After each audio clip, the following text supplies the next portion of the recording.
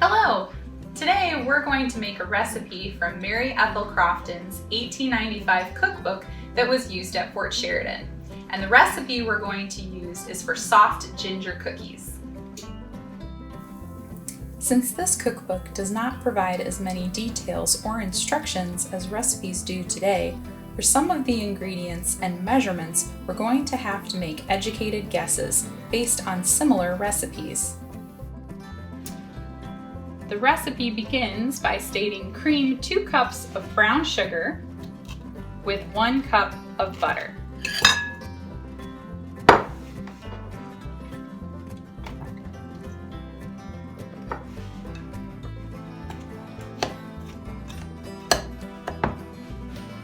Now that we have the brown sugar mixed with the butter, the next step it says is to add in beaten eggs. Now she does not specify how many eggs, so I used my grandmother's recipe to try to estimate how many and decided to go with 2. I'm going to beat them in the dish and then we'll add them into the brown sugar.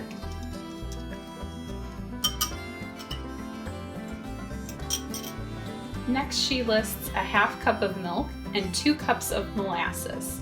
But before we add those, 2 teaspoons of what I can only guess is the word water will be beaten into the molasses. Now since this cookbook is handwritten, some of the words are harder to read than others.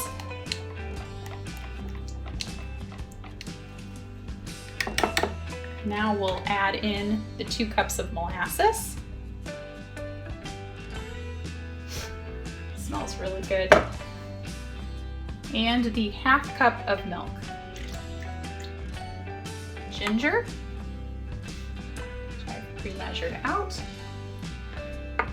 And it says to beat well for 10 minutes.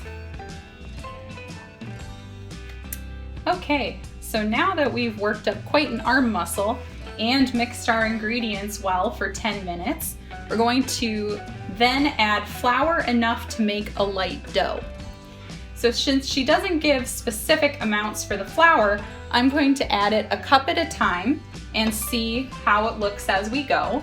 I'm also going to rely on my great-grandmother's recipe again for molasses cookies, and she requests 3.5 cups of flour. So we'll try to estimate somewhere in that zone.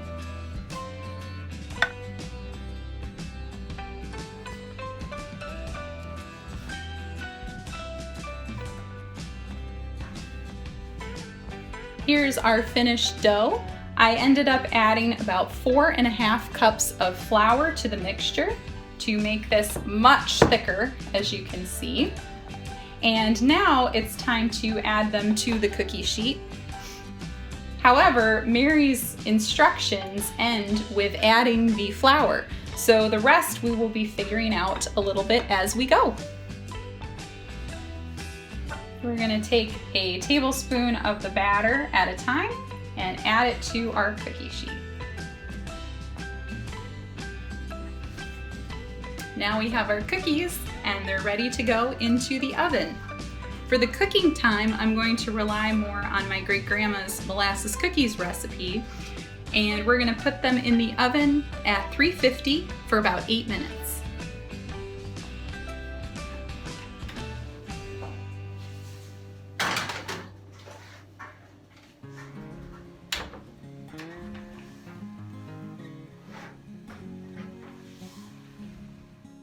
Well, based on the initial taste test, I think we did pretty well with our recipe. They taste delicious, and my kitchen smells amazing right now. Thanks for joining us, and if you'd like to try out this recipe yourself, please feel free to share with us how your cookies turn out, and keep an eye out for more posts upcoming in this series. Thanks!